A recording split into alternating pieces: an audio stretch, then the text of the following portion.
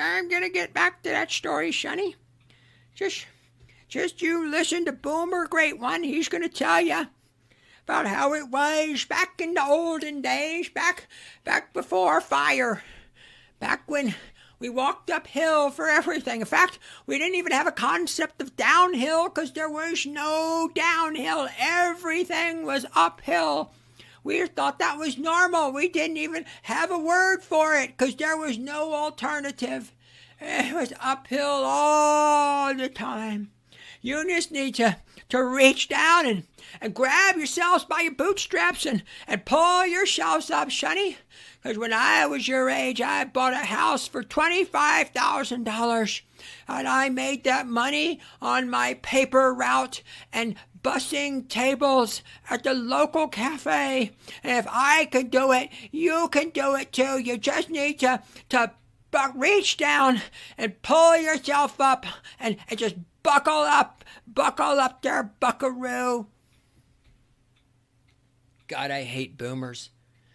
I got an email. I went through the previous podcast. It was basically a reader's email podcast with me ranting and raging against exponentially growing software that trips over itself and renders all of our products useless. But this, come on, Clary, you had it up before. Comes with a field agent, and you want to write about the end of corporate culture video response to my video. And he writes, "Hi, Aaron. I have been a longtime viewer of your channel and occasional client. In your recent video on the end of corporate culture, you asked if any of your viewers who had worked their way up in a large corporate environment could contact you. Yes, because I didn't make it. I did work for large corporations, but I didn't suck enough. I mean, I'm being literal. I mean, obviously not sexual favors, but it's all ass kissing. It's so true. It's so true. I couldn't tolerate it. But even the smaller ones, I couldn't handle. There wasn't ass kissing in there. There, they just want you to be incompetent.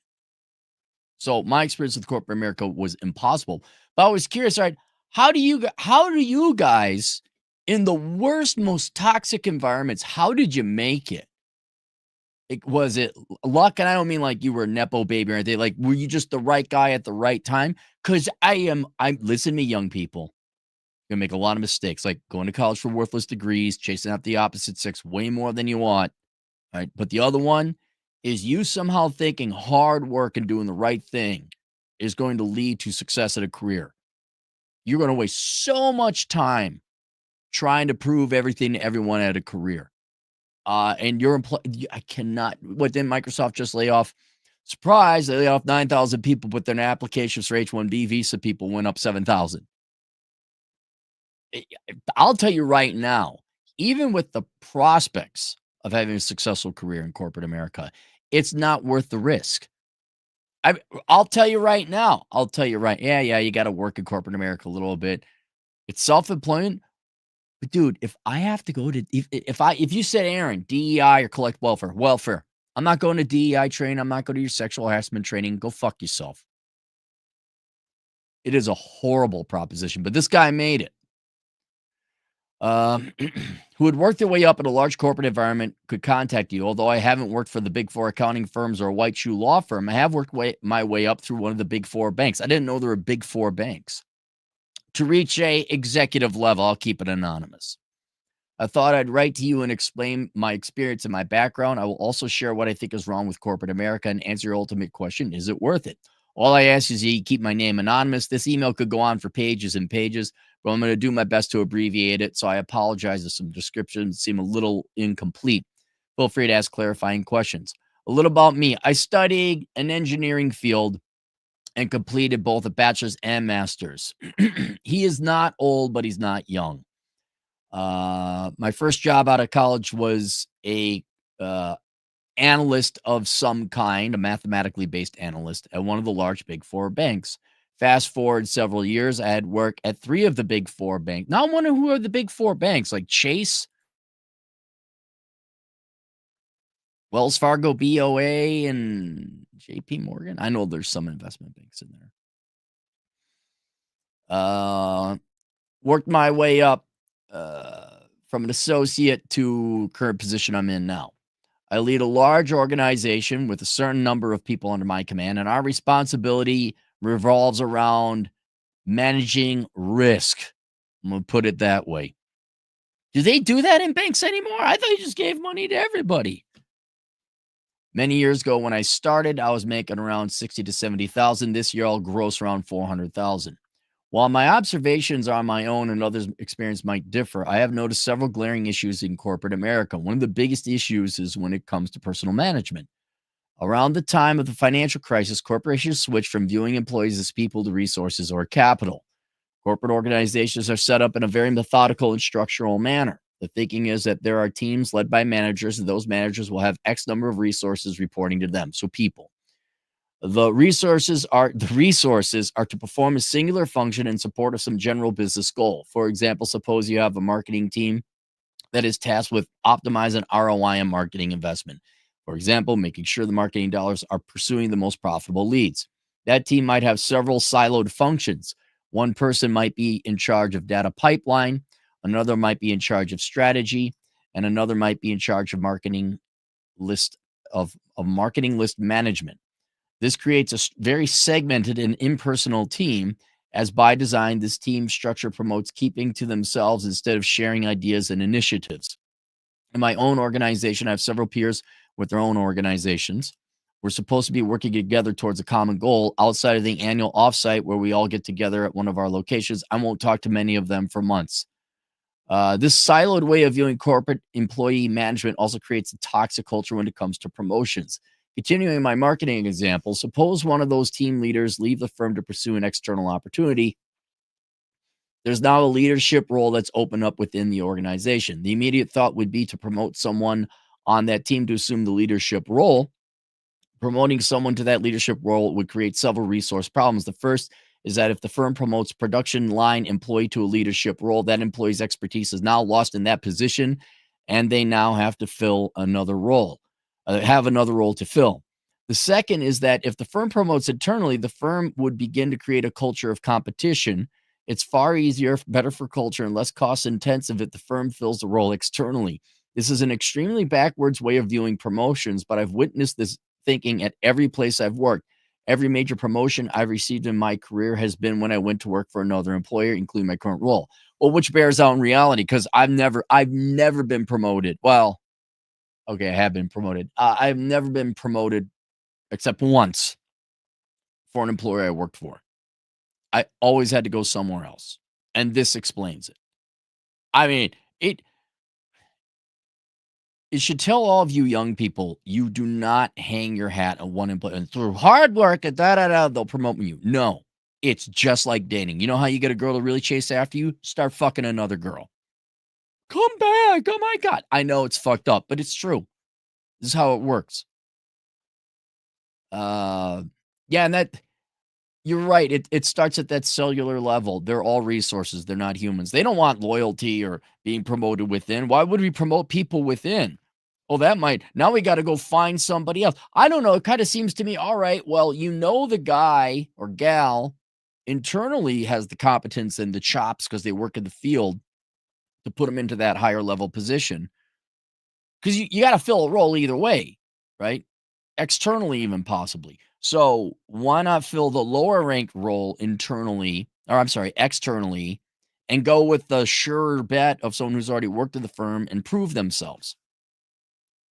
I'm sorry, they just removed the carrot. Like, I'm not going to get promoted. You got some rando from outside. You got some strange on the side. Oh, you must be an American dating person or married. Right? It seems to me, okay, well, we promote Bob. Bob's been here for several years and through the ranks and blah, blah, blah. He'd make a great director, whatever. And then Bob's analyst position is open up. We'll go find somebody from somewhere else to fill the lower ranked role. But I don't. I'm not the one with a PE ratio of 30 because my earnings are dwindling and inflation is going up. That's not a criticism of you, sir. I'll comment a bit on employee relations next. I've noticed that so many times employee relation problems arise from an individual's desire to exercise control or power over another individual. This need for power usually always comes from insecurity on the initiator's part. Many years ago, there was an employee in my organization who felt threatened by an extremely competent former military guy that we hired. The former military guy served in the military for 4 years, did the GI Bill, to attend a very well-known university. He impressed me thoroughly in the interview and demonstrated considerable competence for his experience level. We hired him into our organization. He began working on some of our analytical projects. Another tenured employee in our organization began to feel extremely intimidated by this individual's knowledge and ideas. Well, then fire that fucker. I know you couldn't. I know. I've never understood that weak sauce. Well, I'm intimidated by him. What? He's on your team.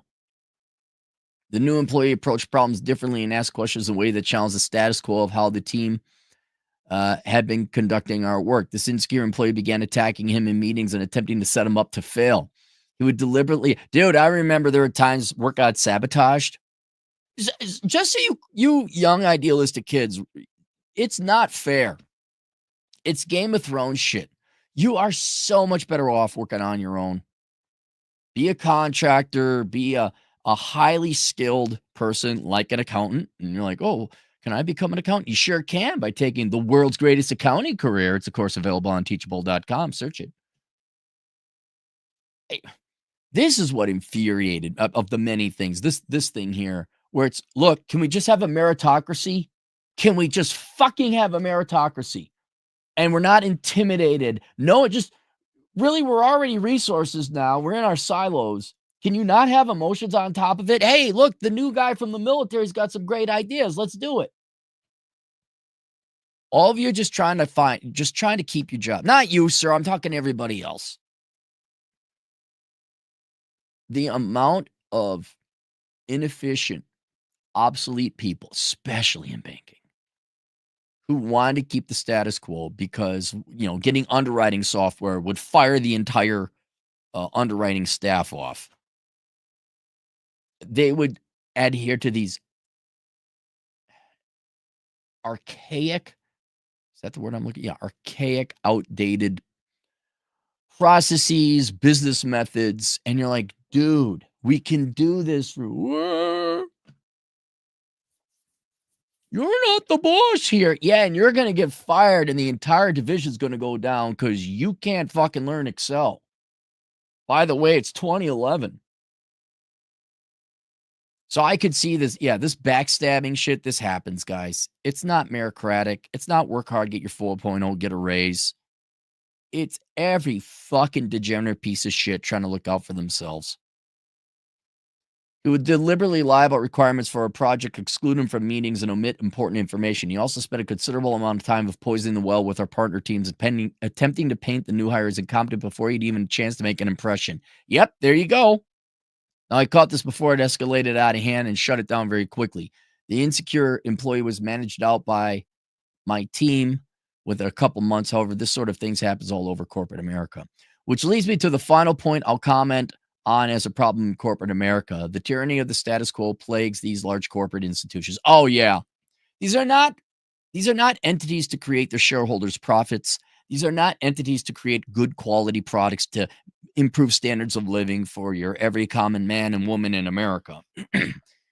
These are employment programs. And just because it's private sector doesn't mean a lot of times it's any. What do you think HR is? What do you think DEI is? That's all jobs programs, welfare jobs programs. What, you don't think there's bloat? You don't think there was bloat before DEI and HR? You don't think there's a bunch of fat fuck middle managers that just are fucking trying to protect their little fiefdom?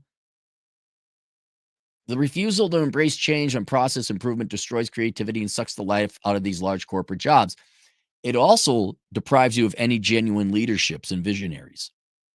Well, that's how we've always done it since the 90s, aughts, for years, etc. So that's how we'll continue to do it in the future, usually something uttered again by an older, more tenured, insecure people who are terrified of being relegated to irrelevance or being forced to learn something new. How terrible. Yep. Boomers. I don't want to. Never mind. I got stories. I believe this is a big driver of dissatisfaction in corporate jobs. When people aren't allowed to create and make a project idea change their own, there's little to no engagement. What always angered me is they would say, we need this project done. And I would go and get it done. Usually 9 out of 10 times way faster and cheaper than they were expecting. I'm like, here it is. And then here's where you need to start punching people in faces. Not really, but you should, because then they might learn. Well, how did you do it? How do you care how I fried the chicken? How do you care how I sliced the tomatoes? How do you care how I cleaned the car? The tomatoes are sliced and the car is clean, isn't it? I don't like the way you did it. I don't pay you to do it. I pay you to do it my way. Fuck you, boomer. Fuck you. And you just stuck in this penury of tedium because, like, well, the technology, or I got an idea, we could do this a lot quicker. Once you start coming up with better ways, more efficient ways to do it faster and better, that means you're starting to put people's jobs on the line. Sometimes your bosses. That I did understand. And oh my God. But you're right. They're absolutely afraid to do a little bit of work and learn something new. I believe this is a big driver of dissatisfaction. People ought to be creative. There's very little to no engagement. Why bother trying if you're just going to be ignored anyway? Why, or disciplined? Why bother putting in the work if it's just going to be shot down by a bunch of insecure leaders and business partners? This guy's higher up in one of the biggest banks in the United States. Okay. I'm going to say it again. It's fucking middle school for adults. Corporate America is middle school for adults.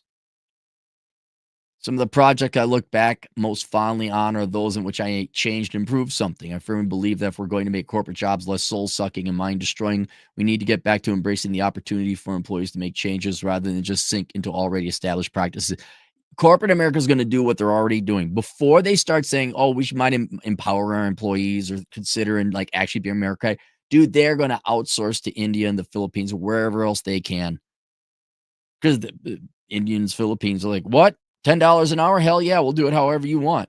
Hell, we'll go create more make work for you so you pay us even more $10 an hour jobs. We'll do whatever you want, however you want, and it's gonna fucking stagnate. And this isn't a criticism of foreigners taking American jobs or outsourcing in general. They're gonna be how much? Whatever you want, however you want it done. And they will stay. This isn't to say there isn't some guy in Delhi that isn't innovative or creative, but even there, let's say you're overseas. You're in Manila, right? You're a very creative Filipino dude. You think they're going to listen to you? You think corporate in LA is going to listen to some Filipino guy, no matter how smart he is? Corporate America will masturbate over just how obedient foreign labor is, no matter how much it stagnates, even tanks their product in their company. They're obeying us. They're obeying us. I'll conclude with this, with your question. Was it worth it? That is an exceedingly difficult question to answer. I'll go a step further and suggest that anyone who says it's easy to answer is lying or adopting a grass is always greener approach. Financially, it was wildly worth it. I make an incredible salary for my age group and have amassed a considerable net worth. When I see something I want, I could write a check for it. If I have a vacation I want to go on, I can do it. If my employer fired me tomorrow for whatever reason, it would be an inconvenience. This path through corporate America has generated an extremely stable financial situation for my family and myself. No, I'm kind of curious. How did you make it up the ranks like that, though? Like, was it luck? Did you get a position that fit you well? Sometimes you just get the right branch or the right position and the right people. Sometimes you got the right mentality or the right person. No joke. I saw this in baking. Sometimes you got the right hair. They love good-looking young men with great hair. They do. Potential downside has been that I've had to move several times for work. I've lived in 4 different cities, and I've had to sell a house along the way. For some people, this might be a downside, but I've really enjoyed learning about and seeing how different types of people live. I lived on at different places. Each place has given its own uniqueness that cannot be fully understood until you've lived there for years. It's given me an array of experience I would never have been able to have if I had just remained in one place for years. For me, that's a huge plus. For others, that might not be something you want to deal with. And lastly, and perhaps what the viewers are most interested in, is dealing with corporations. This could be a huge downside for a lot of people if they're unable or unwilling to shut off and recognize what you're dealing with. That's the key thing.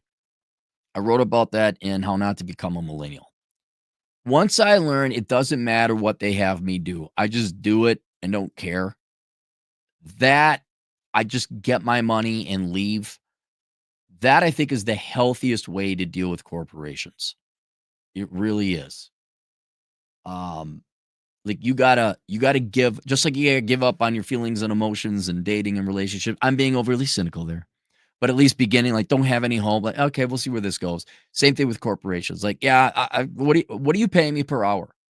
Okay, cool. I'll clean the bathrooms with toothbrushes then. That's fine. That's fine.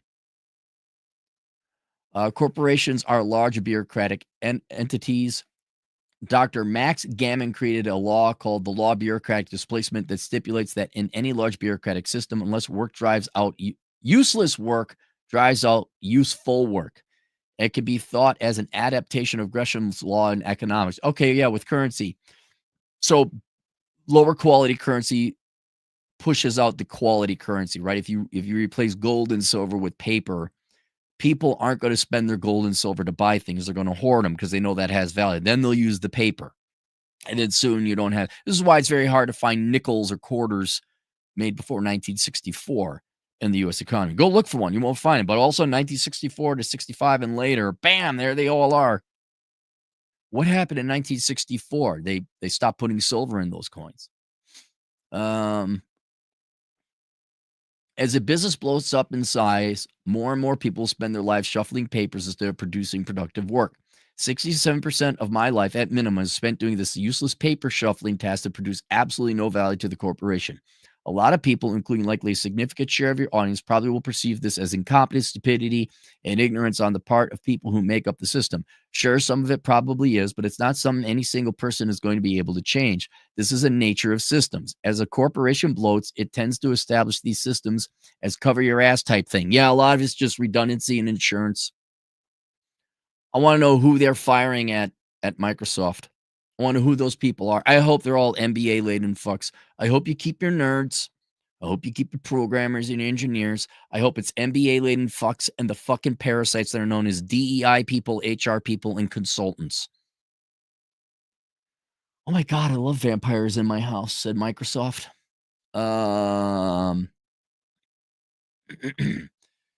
We have systems in place to prevent X, Y, and Z problem, or, oh, this bad thing happened, but see, it couldn't possibly be our fault because we have this amazing bureaucracy in place to protect us. I would encourage your viewers that rather than fight this and get incensed by it, learn how to use it to your advantage. Doing so has been an incredible boost to my career. Yeah, it's just how the game is played. Learn the rules of the game, right?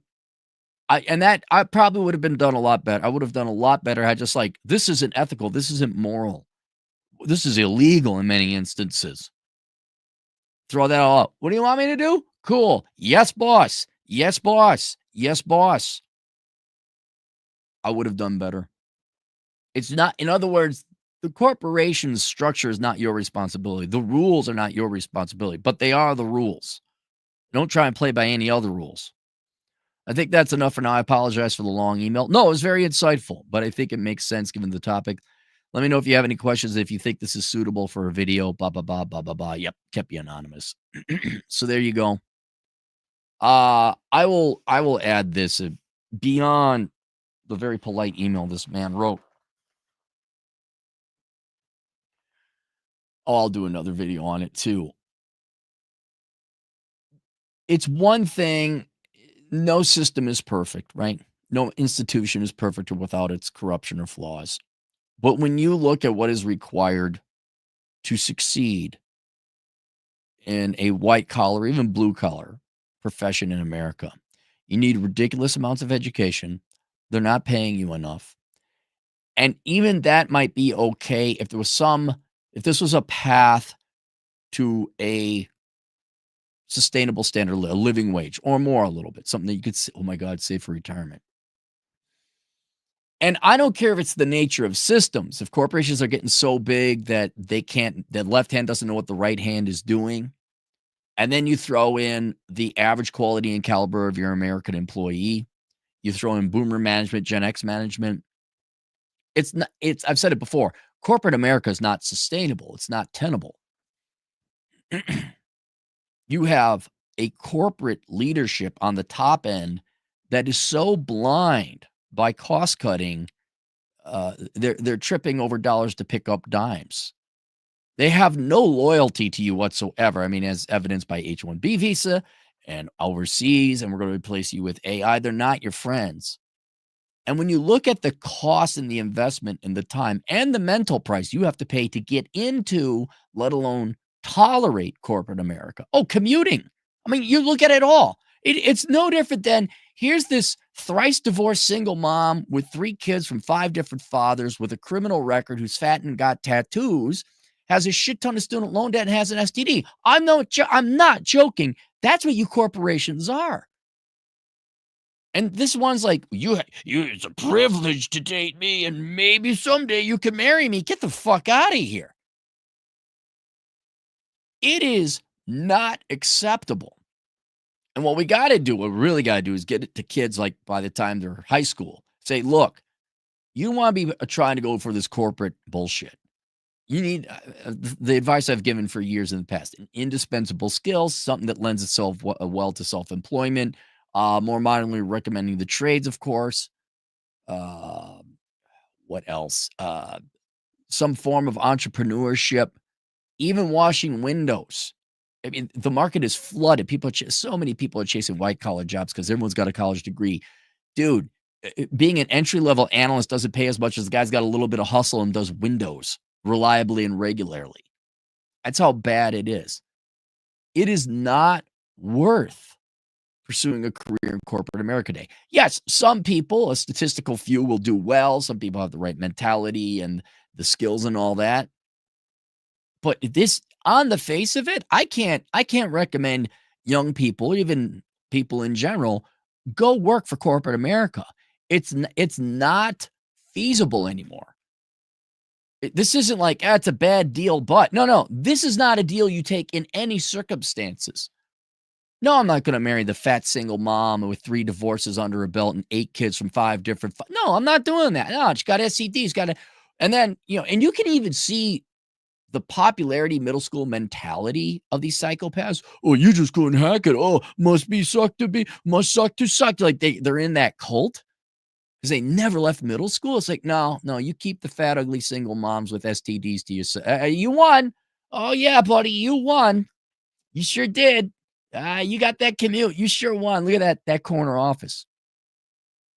And I don't know how much brainwashing and propaganda or just tradition goes, you're going to be a good corporate man. I don't know how much of that is continuing, but that brainwashing needs to end. Generally, corporate America is not worth it. Now, for this guy, it was. He played his cards right. He had to move. There were some sacrifices. I can't imagine the bullshit he's had to deal with. I can't imagine it. But I would say he's the exception to the rule. You're not going to be making $400,000 by this guy's age. It's just not everyone can. And for a fraction of the time and effort and pain, both physical and mental, you're going to have to sacrifice to even stand a shot making it in corporate America. Dude, no kidding. Go become a dance instructor. Go become a YouTube influencer. Your chances are better. More intelligently, you should become a tradesman, mow yards, accounting, whatever else. But it really is. Were you happy to leave middle school? Like when you graduated from high school, were you finally glad to leave K through 12? Were you happy? We should all be looking at it like this. There is no sanity. There's no merit. There's no meritocracy. There's nothing good that could come out of a corporate career. And then, maybe as Gen Z leaves and lies flat and all that, corporations may, okay, well, we'll pay a little bit. Oh, no, we're going to outsource overseas. Go look at the big 4 dealing with their labor shortage problem. It's like, yeah, fuck you. Have fun with that. And I see a world where everyone just migrates away from corporate America because they know it's not worth it. And they're up shit creek. And then once again, they come to a singularity, a point in time where nearly all major corporations in the U.S.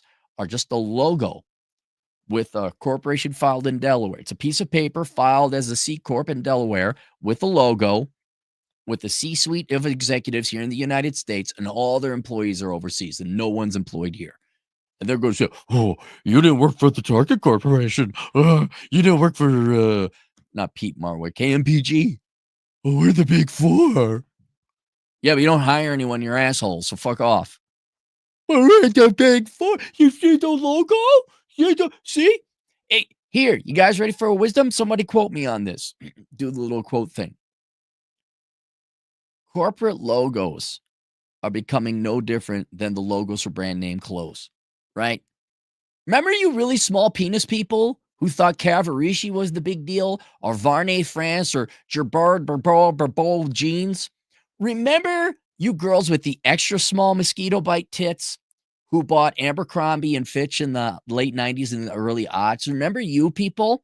That now the value, they're worthless. They're worth. There was nothing intrinsic value to them. It's just going to be the same thing with whatever EY Ernst & Young logo, the Jaguar logo, which they changed and doesn't have any value. You're just hollow, shallow has-beens. You will be has-beens. Target, ooh, circles with a dog, and it's gay. Did you know we support gay? Yeah, we know. We didn't think you did it beforehand because like you weren't prohibiting gay people from shopping, but we're gay. Fuck off. Yeah, it's embarrassing. Kind of like Hollywood and Wall Street finance. It's sad to see just how incompetent and sad those people are. How inept. Disney? Oh my God, you guys can't produce shit. And I'd say corporate America overall, you should start to realize, I should come into focus. Wow, it's just a bunch of 40-something middle schoolers who are trying to avoid responsibility. They just happen to be in the private sector. And it's all fake. It's all bullshit. And all it is look at our logo. I'm trying to think of another logo of a company where it's probably a nightmare. Well, it's probably every corporate would be like Wells Fargo, because I worked at Wells Fargo. That red background with the yellow lettering, like that's all you got. That's all you got. It's not exciting to work. It's not a culture. Who wants to work there? You're a bank. Fucking process my check. And please, for the love of God, can you not open up credit card accounts without my permission or have another security hack where all my information is spread on the internet? Can you do that? There you go. All right. Dre, $2. Do you ever miss working in banking with dude bros? No, not a single. I don't miss a single thing about it. The only thing I did miss is when loans weren't repaid and, the FBI visiting, that was fun. And watching these corpo bros just when their loans went into default, I guess that was satisfying. These assholes that would keep pushing and pushing for a loan to be made. And I'm like, I can't rewrite this 8 times, man. Here's what it is. Here are the numbers. And then they still push it through committee. We'd fund them. Well, okay, they would fund them. And then 6 months later, the dude bro they lent to is already defaulting on his loan. What was also fun is watching these entrepreneur fake real estate moguls in Minnesota. Most of you know who you are. Where your house got repossessed and your wife didn't know. That happened a couple times. That was pretty fucking fun. I mean, I wasn't there for all of them. But I got to see one, and you hear about it. That was pretty cool. There was one time I was trying to promote my commercial underwriting service, like I'd be an independent underwriter, which was brilliant. I look back at it now with more aged experience. That was actually a clever idea. Of course, you needle dick dude bros in Minnesota again. You didn't take me up on that offer. I remember one guy, I printed off his quarterly report for the bank he worked at. They had lost several $1 million. I said, he's like, well, why would we hire you? I said, so this doesn't happen to you again. So I shoved his 10Q or their quarterly report for the FDIC, and he looked at it. You could just see he wanted to punch me. I said, well, you could consider my offer and all that. And I extended my hand to shake his hand. He wouldn't shake my hand. Well, that bank got shut down. Fuck you, Corpo. How is it being unemployed? Bro, looks like your career ended in 2008, bro. Are you a realtor now, bro? I don't even remember the guy's name, but the bank did go belly up. That was not working. Like looking up all these ass wipes, all you ass wipes that worked in banking, especially in the Twin Cities, but in Wyoming too. And like Oh, you're not even in the industry anymore because you all got fired. Your bank got taken over and the executive team was just fucking axed. Some of you can't find anymore. Like, I think some of them are dead too. That's kind of fun, but working for them, no. It was a scam. It was a fucking racket. John Burton, $2. The tech boom is over. No more free food and coffee. Wait. The girl bosses can't live the life of a Twitter employee. They can't film them getting their little fucking caramel roll and their yogurt. Oh my God. Here's Thaddeus. He's so funny. He's the gay guy. He's like a office clown. He's just so clever. Those videos are over now? Oh. That'd be good, just like to look up my old boomer bosses. I'd love to see you, day in the life of tech girl boss. I'd like to see where you girls are now. All right, that's it. Link below. We have a new and exciting link, ladies and gentlemen. Oh boy, the links. I love the links. There's a world link below is Zero World Problems. I'd focus on just building your own damn house and working on your cars and just needing an employer as least as possible. Most direct way to do that is minimalism, but my minimalism course isn't open, but something that will help you more directly with that will be the book Zero World Problems. Take a look at it. It's available on Amazon. And then I've updated the Amazon affiliate link. The actual link itself is the same, but you can't remember the long ass code that it is. So instead of putting a link to the Amazon affiliate program on olderbrother.com, I have updated it. I've created a new link on assholeconsulting.com. You go to assholeconsulting.com/Amazon. And then you don't have to worry about this website doesn't have its security certificate. Oh my God, the Chinese are going to hack you through AirInsight. Because I went through it. I'm like, it won't even let me on. So I just programmed another link. It took me 5 minutes. That's some pretty cool IT tech skills on my end here, guys. You go to assholeconsulting.com/Amazon. And you will see the link to that below. Do all your Amazon shopping there. It doesn't cost you anything more or extra. And I get an extra 5%. Ray. Hey, Ray. By the way, let me compliment Ray on something. I'm being serious about this. Raymond Thoughts and Minds. If you haven't subscribed, go subscribe to his channel. The guy puts in the fucking work. Ray's got hustle. I'm not doing this to suck his dick. I'm just telling you the truth. He puts out a ton of material. He's the only guy I've ever seen go from like no subscribers on YouTube to enough that, what are you up to? 20,000, Ray? And we're talking 4 months. And he did it by doing hard work, doing videos, being consistent. Ray, I know you're going to do this. I know you're going to do this because you have hustle and you don't want to go back to corpo America. Can you create yourself an Amazon affiliate program? Go register with, I think it's Amazon Associates is the official word. Can you create an account? Because I go and I do a lot of Amazon shopping. And I would like, to help out either TJ or Vince. I say, hey, do you got your Amazon up? No, I don't have it up. Hey, do you got your Amazon? No, I don't have it up yet. Could you set it up? So, because I can't use my own Amazon affiliate link, and rightfully so. But if you had one, you could promote it to your audience members too. But I'd use it, get you a couple bucks. I mean, it ain't going to be $1 billion, but it'd be something. But everyone's subscribed. He says the answer is no. No, it isn't. It just isn't. I mean, keep in mind, we're having someone who succeeded in corporate America. And even he's like, yeah, there's pros and cons. Well, like, shit, man, I made all this money. Look, it was totally worth it. He's still, guy makes $400,000 a year. Guy's still like, yeah. All right, that's it. I'll see you guys later. Toodles.